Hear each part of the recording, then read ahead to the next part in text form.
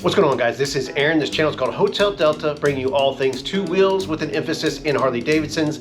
And today we got some 2023s in. We're going to check out the Road Glide ST and the White Sand Pearl. Take it for a quick ride. Guys, have any questions, hit me up below. Please like and subscribe. We'll see you on the next ride.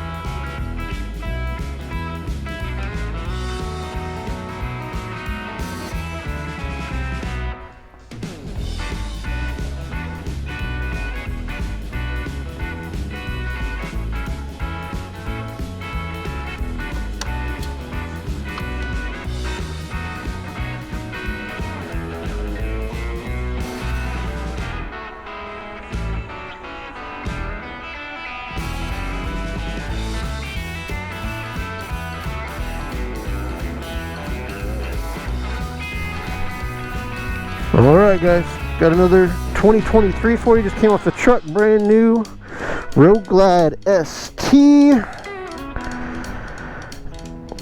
This is the White Sand Pearl.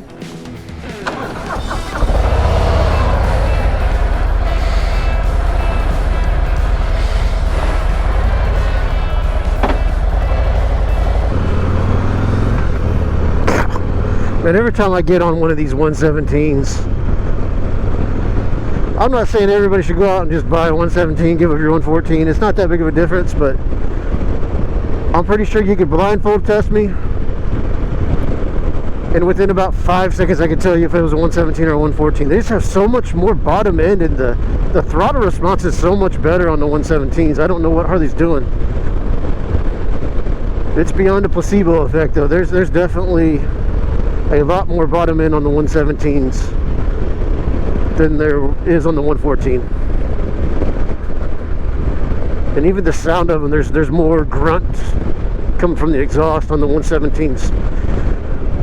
So I've ridden a couple of these bikes before, the 117s, the Street Glide STs, Road Glide STs, and I've said it 100 times. I'll say it again. You know, there's not a huge difference in power, but it is noticeable. Like there's just more grunt on the bottom. There is a better throttle response, and maybe it's just one of those things where it just fits the way I ride a little bit better, that I notice it more than some people would. But it's definitely got a snappier throttle and more bottom end. Other than that, it's a 23.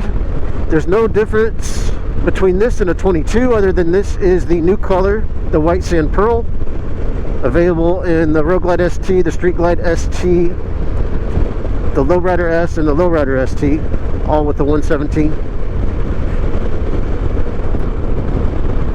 I do like me a Road Glide. If I ever bought a touring bike, this is the one I would buy. It does need a set of bars badly. I could not ride very long with my hands this low. Ooh, you know, I will say, you know, coming under braking, my foot on the rear brake, I am noticing that my right shin is hitting the air cleaner just a little bit. Yeah, there's just so much more grunt behind the 117. So the Harley is still doing the surcharge. If you look at the pricing, you got to go down the bottom, see the surcharge. RDRS on this bike is also an ad, and the price of that went up from $1,025 to $1,100 straight across the board. So RDRS is an $1,100 option now. A few other price changes. ABS, I think, went up a little bit. The big radio went up a little bit. So if you got like a standard Street Glide or Road Glide, you do the big radio option, which is this radio. That price went up a little bit. Some dealerships are probably going to be increasing their freight and prep this year because freight has gotten more expensive across the board.